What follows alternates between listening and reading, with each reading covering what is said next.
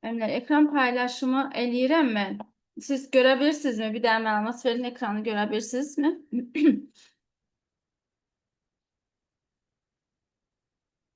Ee, Yəqin ki, müəllimlər görürsünüz ekranda paylaşdığım PDF-i. Görürsünüzmü? Görsənir. Aha, tamam. Oldu müəllim.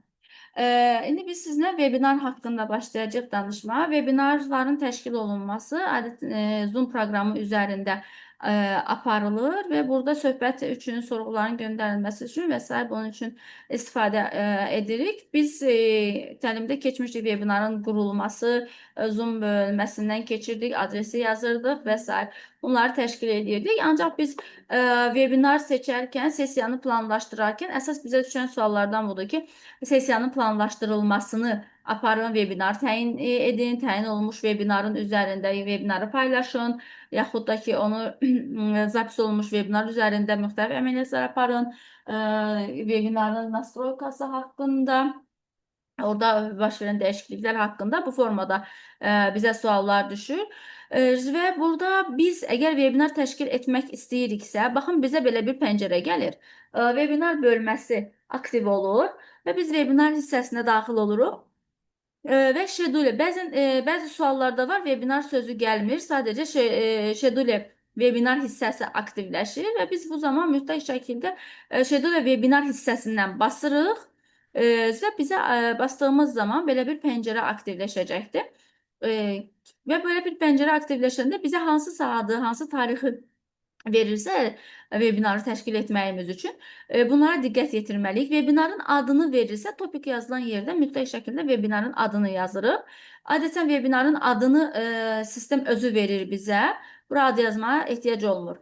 Sonra bizə verir ayın tarixi və nə qədər hansı saatda başlayacaqdır, neçə saat davam edəcəkdir və s.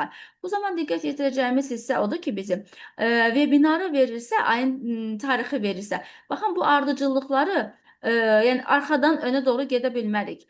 Sualımızda birinci nə edirsə, ayın tarixi deyirsə, birinci tarixi düzəltməliyik. Saat deyirsə, saatı düzəldirik sonraki mərhələdə. Və nə qədər davam edir deyirsə, davam etmə müddətini seçirik və aşağıda schedule pəncərəsi aktivləşir. Və bu schedule sözünü mütləq şəkildə basmalıyıq ki, biz webinarımızı qurmuş olaq, təşkil etmiş olaq yerləşdirmək üçün. Bu bizim bir sualımızın bir hissəsidir. Digər suallarda isə yəni bizim verdiyimiz təyin olunmuş mitinqlər haqqında, onların iştirakçıları haqqında necə təyin edirik, hansı şəkildə təyin etməliyik, bu şəkildə suallar verilir.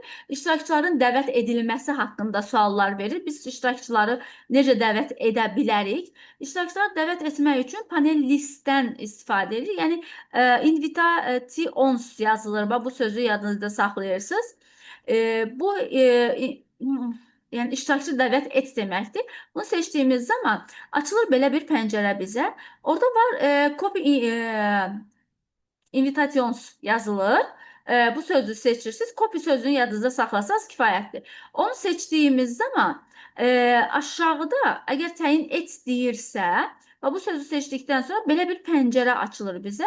Copy attendance invitation bu sözü seçirik və biz sualımızı cavablandırmış oluruq. Yəni biz iştirakçıları dəvət etmiş oluruq. Bu sualın olduğu kimi eyni ilə var idi bu sual orada dəvət etmək üçün. Sonra başqa bir sual, əgər webinarda müəyyən vaxtında dəyişiklik etmək lazım gəlirsə, dəyişiklik et deyirsə, edit düyməsindən istifadə edirik. Yəni, orada yazı yazmaq funksiyasıdır ki, ondan sonra açılır və burada bu şəkildə biz onları cavablandıracağıq. Sonra əgər bizə təşkil olunmuş webinarlar haqqında sual verirsə ki, bu webinar təşkil olunubdur, webinarı başlayın, yaxud da ki, webinarı silin. Əgər bu təşkil olunubdursa, webinar bölməsindən keçirik. Mənim webinarlarım hissəsindən bizə verilən webinarın adı olur. Həmin webinarı seçib, başlat deyirsə, startdan istifadə edirik, yox. Əgər sil deyirsə, delete düyməsindən istifadə edəcəyik biz burada. Sonra e, webinarda en çok verilen suallardan bir dakika benimle. Bir dakika. Burada. Heh, aşağıdadır onu. Bunu deyim. Bir də webinarda ki iştirakçılar haqqında, onlarla söhbət etmək haqqında danışılır. Əgər biz iştirakçılarla söhbət ediriksə, biz orada mütləq şəkildə chat bölməsindən istifadə edirik. Chat bölməsini istifadə etdiyimiz zaman, chatı bastığınız zaman, baxın o biraz çaşdırıcı sual formasında düşür bu sual. Chatı basanda bu qırmızı haşiyə alınmış pəncərəmiz var. O görünmür. O zaman siz aşağıda bir dənə ox görünür normalda. O oxu sağa doğru hərəkət ettirirsiniz. O zaman bu pəncərəmiz bu hissədə aktivləşmiş olur.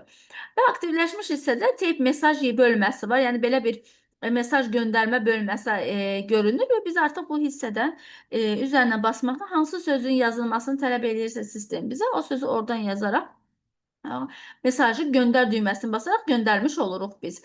Və burada bir var ki, oradakı iştirakçıların idarə olunması, yəni orada panelist and attendees, yəni panelistdəki iştirakçıların hər birisinə göndər deyirsə, yəni 3 nöqtəni seçərək birinci bütün iştirakçıları seçirik, sonra mesajımızı göndəririk. Yəni bu yerdə suala biraz diqqətlə yanaşmaq lazımdır ki, bizdən nəyi soruşur deyə. Sonra bir dəqiqə gözləyim. Qoşulmaq istəyən var.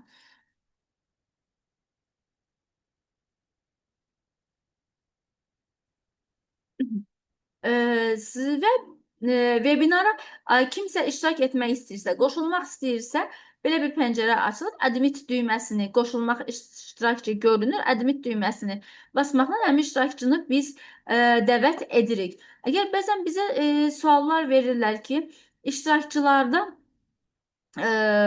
hosting funksiyası, yəni hostdan qoşulma, görüşün planlaşdırılması və bu sualları verilir və bundan verildiyi zaman orada hostun qəbul olunması funksiyasından istifadə etməliyik. Bir dəqiqə, bu hissədən yoxdur sual. Buradan yoxdur. Şəkil qabağıma çıxdıqca deyəcəm sizə. Webinarı sil deyir. Webinarı sil deyirsə, webinar bölməsindən baxırıq, diqqət edirik ki, yəni təyin olunmuş webinarlarımız hər zaman bizim webinar bölməsində görünür. Və delete düyməsini basmaqla biz burada webinarımızı silirik. Açılan pəncərədə belə bir pəncərə açılır və burada da delete düyməsini basmaqla webinarı biz silirik. Əgər webinara başlat deyirsə, start düyməsindən istifadə edəsiniz. Belə join with computer audio. Bunu seçirik və start düyməsinə basırıq. Əgər bizə deyirsə ki, webinarı sonlandır deyirsə, end düyməsini basırıq və end düyməsini basdığımız zaman end meeting sözü aktivləşir. Yəni burada görüş iştirakçılarına hər kəs üçün webinarı biz sonlandırmış oluruq iştirakçıların hər birisi üçün. Sonra əgər belə bir suallar düşür ki, iştirakçılar siyahısında təqdimatçı kimi qoşulduğunu göstər. Bu zaman baxın belə bir pəncərə açılır bizə. Bu qırmızı iştirakçıdan söhbət gedirsə, certificate bölməsini, yəni adam, baxın söz yadınızdan çıxsa da adam işarəsinə diqqət edirsiniz. Bir dəqiqə qoşulmaq istəyən var, müəllimə çıxır təkrar. Aha. Biz əgər iştirakçılardan söhbət gedirsə, iştirakçı adı deyirsə, adam işarəsinə diqqət yetirirsiniz. Söz yadınızdan çıxsa da adam işarəsinə diqqət yetiririk. Əgər söhbətdə olan şəxslər deyirsə, chat bölməsinə seçəcəyik. İştirakçılardan deyirsə və burada iştirakçının adının qabağına 3 nöqtə olur. 3 nöqtəni biz bastığımız zaman, baxın, more sözü görünür onun içərisində və biz make co-host sözünü seçməliyik və bizə imtahanda bu pəncərə düşür. Yani burada var make host da var, make co-host da var. Ee, Burada make co-host ev sahibi et deyir. İştirakçıları ev sahibi et.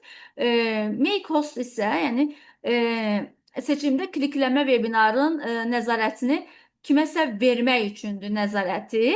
Kimə sualda deyir ki, ev sahibliyi etsin. Ev sahibliyi et deyirsə, co-host funksiyasından istifadə edirik.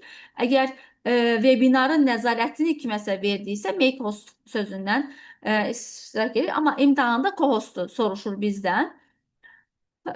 Sonra paylaşmaqla bağlı sual düşürsə, şey hissəsindən istifadə edirik. Açılan pəncərədə bizdən nəyi soruşursa, paylaş deyirsə, paylaşılacaq sənədin adı hər zaman sualın içərisində yazılır.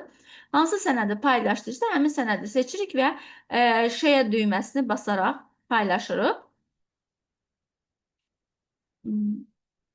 Sonra sual-cavab funksiyası var. Əgər sual-cavab deyir ki, iştirakçılar arasında sual-cavab təşkil edir. Sual-cavab deyirsə, QA funksiyasından istifadə edirsiniz və QA-nı seçdiyimiz zaman, bir dəqiqə müəllimlər, o hissəni tapın. Biraz qarışıq düşür, verdi burada. Anı seçdiyimiz zaman bizdə belə bir pəncərə açılır. Orada sual cavabı verə bilirik. Amma sualda bizdə təkcə sual cavab funksiyasını soruşur. Funksiyanın özünü soruşur. O zaman QA işarəsini seçirik və başqa heç bir şeyi seçməyə ehtiyac qalmır o yerdə. Həmin sualda. Sonra gedək.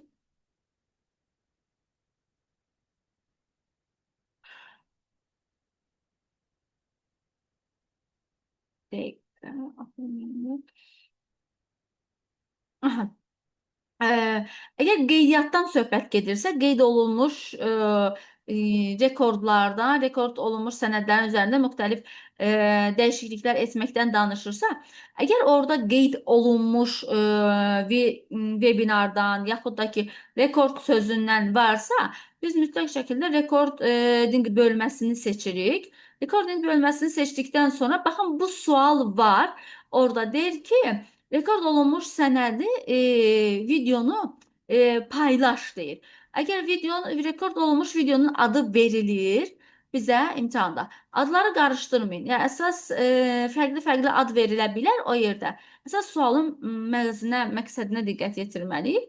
Sonra share düyməsini basırıq. Paylaş deyirsə, paylaş düyməsini seçdikdən sonra bu hissələri vermir bizə. Və ondan sonra kimlə paylaşmaq lazımdırsa, həmin şəxslə paylaşa bilirik. Bir də buradan qaldı. Bir sual var idi orada. Dənə tapım deyirəm sizə onu. 5 bölmə 5. Bir dəqiqə mənimlə tapım deyirəm.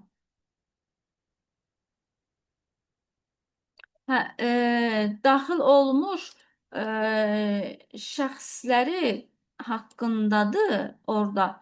Bir dəqiqə şəkil tapın. İcazələrlə bağlıdır. İcazələrlə bağlıdırsa, bizə əgər sual verirsə, icazə sualı, aha, buradadır o sual. Deyir ki, əgər deyir webinarda iştirakçıların adını dəyişməsinə icazə ver. Baxın, allow participation to rename this server. Yəni burada əgər biz onu dəyişmə icazəsi istəyirsə, mütləq şəkildə set bölməsinə istifadə edirik. Setting bölməsinə daxil oluruq. Setting bölməsinə daxil olduğumuz zaman, baxın, bu pəncərəni, bax, aşağıdakı var. İştirakçıların adını dəyiş deyir. Yəni, siz burada rename sözünü, rename yazılır. Bu sözü yadda saxlayırsınız. Adını dəyişmək və sadəcə sözün üzərindən yox, burada qalışqanın üzərindən basırsınız. Yəni, burada heç nə dəyişməyəcəkdir, göyərməyəcəkdir, heç bir şey olmayacaq. Sadəcə üzərindən basmanız kifayət edəcəkdir. Bu şəkildə biz onu cavablandırmış oluruq. Bu bizim Zoom haqqında verilən suallarımızdır, düşən suallarımızdır. Bizə keçək digər bölməyə.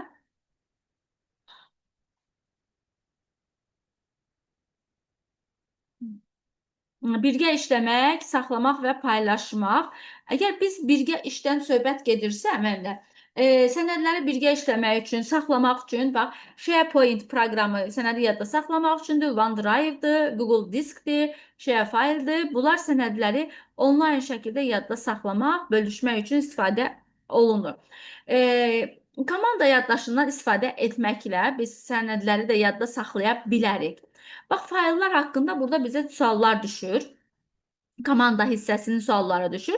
Əgər bizə deyir ki, filan kanalda yaxud yadda saxlanılan fayllar. Kanalın adını biz komandamızın içərisində görürük. Bəzən kanalın adını açıq şəkildə burada göründüyü kimi bizə verirlər suallarda. Bəzən isə bu hissəni gizlədilmiş formada verirlər sualları bizə. Əgər sual burada gizlədilmiş formada durursa, biz kanalın üzərinə bastığımız zaman bir dəfə komandanın adının üzərinə bastığımız zaman kanallarımız görünür içərisində. Kanalın üzərindən basırıq və hansı kanalın adını deyirsə bizə sual, onun üzərindən basırıq və fayl bölməsindən iştirak seçirik. Faylda bəzi suallarda müəllimlər, fayl necə olur? Fayl sözü ya burada göründüyü kimi açıqda göstərilir, yaxud da ki, gizlədilmiş formada göstərilir bu yerdə. Burada hansısa bir post sözünün yaxud da ki, digər bir sözün yanında üçbucaq işarəsi verir bizə. Üçbucaq işarəsini bastığımız zaman fayl sözü görünür. Və biz o zaman keçib faylı basmalıyıq. Fayl sözünü basmalıyıq. Və fayllarla bağlı düşür, yəni bu tipdə düşür suallar. Bəzilərində açıq düşür, bəzilərində gizlədilmiş formada düşür. Əgər orada bizə sual verirsə ki, hansısa bir faylı yüklə, orada adı siyahıda, faylların siyahısında adı görülmüş sənədi yüklə deyirsə, biz sənədi seçməliyik. Qabağında 3 düymə aktiv olmalı. 3 düymənin aktiv olması üçün də burada seçim düyməsi var. Seçim düyməsinə basırıq, 3 nöqtə aktivləşir və download sözünü biz basırıq və basmaqla biz burada deyək ki, sürətli şəkildə, yəni kompüterimizə yükləmiş oluruq sənədimizi. Sonra burada fayllarla bağlı bir dəqiqə. Aha. Sənədin paylaşılmasıyla bağlı düşür suallar.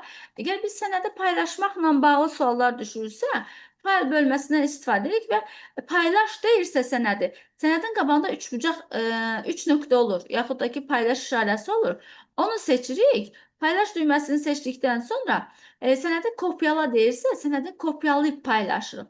Yox, əgər bizdə sənədi hansısa bir funksiya verib paylaş deyirsə, artıq orada yeni bir pəncərə aktivləşir bizə. Ondan istifadə edirik. Sonra bu hissələri dedim sizə.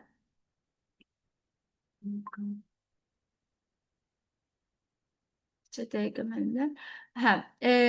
Burada komandanın üzərində deyir ki, fayllar üzərində əməkdaşlıq etmək. Əgər biz fayllar üzərində əməkdaşlıq ediriksə, əməkdaşlıq etdiyimiz zaman bu qırmızı haşiyə alınır. Yaxud da ki, damanın üzərində yazır işarəsi görünür, 3 nöqtə görünür, ad soyadın baş hərfləri görünür sistemimizin içərisində və biz bundan istifadə edərək seçirik ki, əgər burada bir dənə görünürsə, deməli bir nəfər burada iştirak edir, çoxu görünürsə, çox adam görünür. Suallarda düşür, iştirakçını göstər. Ya sənəd formasında verir, orada göstərdiyi. Yaxud da ki, sual formasında verir, mətn formasında verir. Misal üçün, burada bir seçim olaraq göstərirəm sizə. Seçilmiş belə bir söz olur. Söz də belə uzun söz seçmirlər. Baxın, buradakı kimi qısa bir sözü seçirlər ki, orada balaca görsün və bunun üzərində balaca bir yazı göstərirlər. siz mətnin içərisində əgər redaktor sözü deyirsə, yazı yazma deyirsə, siz o sözü axtarıb tapacaqsınız orada. Sonra əgər biz burada baxın, söhbətdən fayl deyir ki, paylaşılan fayla söhbətin əlavə edilməsi.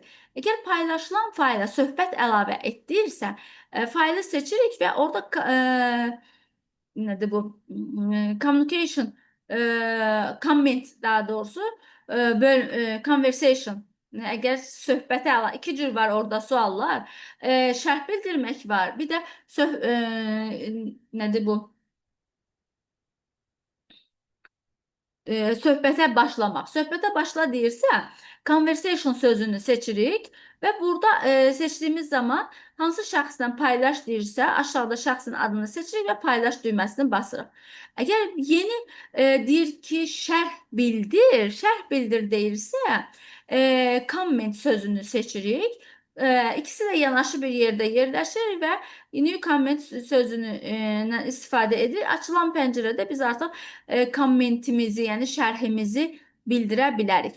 Bu iki hissə bir-birinə oxşar hissələrdir.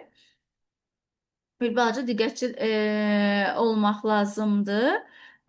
Sonra verilən suallardan deyir ki, info, aha, sənədin versiya tarixçəsinə baxın. Bu sual olduğu kimi var idi sualların içərisində.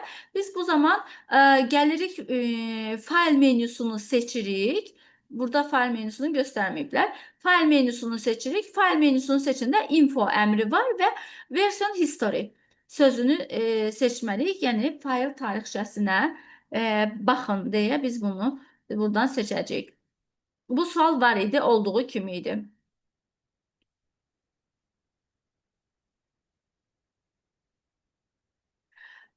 Sonra sənədi paylaşmaqla bağlı bir sual var idi. Sənədə əgər paylaş deyirsə, bizə bir dənə şəkil tapın. Burada bu hissədə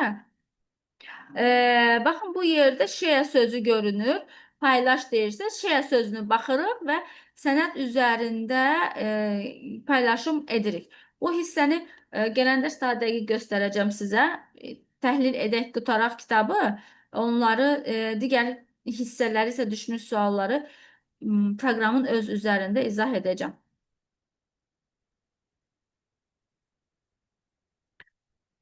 İdeyaların yaradılması, düşünürəm ki, bu da çox çətin deyil. İdeyaların da yaradılmasını izah edim. İdeyaların yaradılması üçün bu proqramla, Miro proqramıdır ki, ideyaların yaradılması üçün. Yəni biz ideyaları yaratmaq üçün ağ lövhədən istifadə edə bilərik, Mirodan istifadə edə bilərik. Bizə düşən suallardan odur ki, Miro proqramı üzərində sənədlərin paylaşılmasıdır. Burada onların yüklənməsi haqqında veriblər. Hansı ardıcıllıqlarla necə yükləyə bilərik. Amma bizə sual olaraq düşən hissə bu bölmədən sual düşür. Deyir ki, Miro proqramına kompüterin yaddaşında olan hər hansısa bir sənədi faylı yüklə. Faylı yüklə deyirsə, faylın adı müxtəlif ola bilər. Yəni bizə sınaqda düşən kimi yox, orada faylların adlarını müxtəlif şəkildə verirlər bizə. Müxtəlif şəkildə təqdim eləyirlər. Burada bizim əsas nəyə diqqət yetirməliyik? Kompüterinizdən yüklə deyirsə, baxın, bu hissədədir, gördüyümüz kimi, sol aşağı küncdə göstərilibdir, bizə verilibdir ki, orada yuxarıya doğru ox işarəsi var. Biz həmin o yuxarıya doğru ox işarəsini seçməklə yeni bir pəncərə açılır bizə. Bir dənə görüm o pəncərəmizi veriblərmi? Proqramın haqqında ümumi məlumatdır. Bircə dəqiqə mənimlə.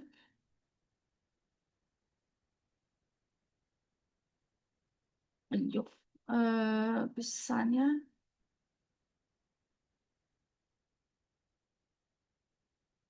O hissənin şəkli yoxdur burada. Və bizə yeni bir pəncərə açılır.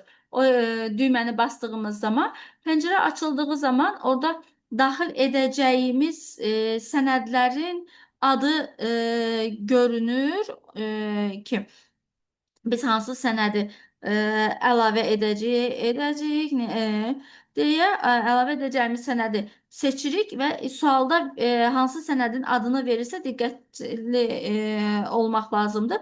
Bəzən sənəd adı deyir, bəzən də ki bizə verir şəkil adı, filan şəkli yüklə, yaxud filan faylı yüklə. Deyir, yəni bu formada hansını deyirsə bizə bir dənə ona diqqət yetirirsiniz. Fərqi yoxdur. Yenə də nə yüklə deməsinin asılı olmayaraq yuxarıya doğru ox işarəsindən istifadə edirik. Bir də bununla bağlı düşən suallardan biridir ki, paylaşılması sənədin. Paylaş deyirsə şeyə düyməsindən istifadə edirik. Sağ yuxarı tərəfində yerləşir şeyə düyməsi. Share düyməsini seçdiyimiz zaman to bölməsinə keçir. Yəni kimlə paylaşmaq istəyirik? Paylaşacağımız şəxsin adını daxil edirik biz burada. Sonra bizə sual verir ki, deyir ki, redaktor rejimində paylaş, yaxud da ki, görünmə rejimində paylaş. Redaktor rejimi paylaş deyirsə, can editdən istifadə edirik. Görüntü rejimi varsa, can view əmrindən istifadə edərək paylaşırıq. Sizə linkini paylaş deyirsə, copy link sözündən istifadə edirik. Bir də planlaşdırma, bir dənə baxım görün bunu nə qədər qaldı. Tamam, bunu da izah edeyim sizə burada. Sonra düşən suallardan sosial media alətlərindən, bizə sadəcə olaraq Yammer proqramından düşür. Yammer proqramı da komandanın yaradılmasından düşür. Komandanın yaradılmasıdır. 3-4 sual var bununla bağlı olaraq. Komandanı yaratmaq istədiyimiz zaman, baxın gördüyünüz kimi belə bir pəncərə açılır. Həmin pəncərənin üzərində biz create a group sözünü seçirik. Create group sözünü seçdiyimiz zaman, bak haşiyə alınıbdır burada. Bizə hansı qrupu yarat deyir. Baxın, bu şəkil olduğu kimi var orada. International group. Şəxslərin adını daxil etmək üçün neyin bölməsindən istifadə edirik? Ki, yəni komandamızın adını daxil edirik. Group memberdən isə qrupa daxil olan şəxslərin adını daxil edirik və burada bizə deyə bilər ki, hər kəsin qoşulmasına icazə verən ictimai qrup yaradın. Biz bu zaman, baxın, ictimai qrup yaradırıqsa, public sözündən istifadə edirik bunu yaratmaq üçün. Və yəni hər kəsə açıq olan bir qrup yarat deyir sualda. Və biz zaman public-i seçirik. Bu hissəyə diqqət yetirmək lazımdır ki, sualda bəzi yerlərdə private yerində durur nöqtə və biz bunu qaldırıb yuxarıda public yerinə qoyuruq və create group sözündən basırıq. Sonra digər sualda bizə düşən suallarda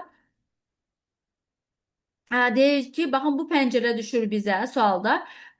Postu kimləsə, filan kəsin paylaşdığı postu siz paylaşın. O zaman share düyməsindən istifadə edirik. Share düyməsini basırıq. Add hissədə bizdən kiminlə paylaşmağımızı tələb edirsə, həmin şəxsin adını daxil edirik. Əgər o söhbət haqqında nəyisə qeyd edin deyirsə, aşağı hissədə qeyd etmə düyməsindən istifadə edirik və paylaş düyməsini basırıq. Sonra əgər həmin mesaja cavab ver deyirsə, baxın bu sual da var orada. Mesaja cavab ver deyirsə, reply düyməsini basırıq və açılan pəncərədə belə bir pəncərə açılır. O sözü daxil edirik və paylaş düyməsini basırıq. Sonra düşən suallardan var idi ki, söhbətdə sənədi yükləyin. Hər hansı bir sənədi. Sənəd yüklə deyirsə, yuxarıya doğru ox işarəsinə diqqət yetiririk. Ox işarəsinə klikləyirik. Açılan pəncərədən bizə hansı sənədin adı deyilirsə, o sənədi seçirik və yüklə düyməsini basırıq. Belə. Təhlükəsizlik, interfeys, potensial. Kiber zorakılıq və təhlükəsizlik haqqında gəlir. Bu hissədən bizə suallar düşmür. Amma məlumatların ümumi qısa bir məlumat verim sizə bu haqda. Yəni günümüzün ən təhlükəli hissələrindən biridir ki, təhlükəsizlik, məxfiliyin qorunması, kiber təhlükəsizlik, internetdə nə qədər qorunaqlı deyiriksə, yəni qorunma problemi var. İnternetin istifadəsi siyasətindən istifadə olunur, qorunması üçün sənədləri, potensial risklər nəzərə alınır. Yəni təhlükəsizlik və kiber zorakılıqdır, cinsi məzmun mesajlardır, məxfilik problemləridir, legal və illegal uyğunlaşmalardır, arzu olunmayan mesajlardır göndərilə bilər. Kiber zorakılıqdır, arzu olunmaz mesajlardır, yəni illegallar. Bunlar nəzərə alınır və onlayn riskləri biz nəzərə alırıq ki, sosial media üzərində paylaşımları etdiyimiz zaman biz bu hissələrə diqqət yetiririk. Dediyim kimi bizə suallardan bu bölmədə sual az düşür, amma gələcəkdə yəni sosial media üzərində qorunmanı bilməyiniz üçün bu hissələrə, gördüyünüz bu hissələrə diqqət yetirərsiniz ki, hansı hissədə necə istifadə edirik və biz qorunmalarımızı necə həyata keçiririk deyə. Amma qalan hissələrdə isə dediyim kimi PDF-in üzərindəki şəkillərə diqqət yetirirsiniz. Hansı şəkilləri demişdimsə, həmin hissələrə diqqət yetirirsiniz ki, suallar oradan düşür. Sabah da yenidən qoşulacağıq. İnşallah eyni saatda qoşuluruq və artıq bu zaman sizlə proqramların üzərində əyani şəkildə göstərərək izah edəcəm.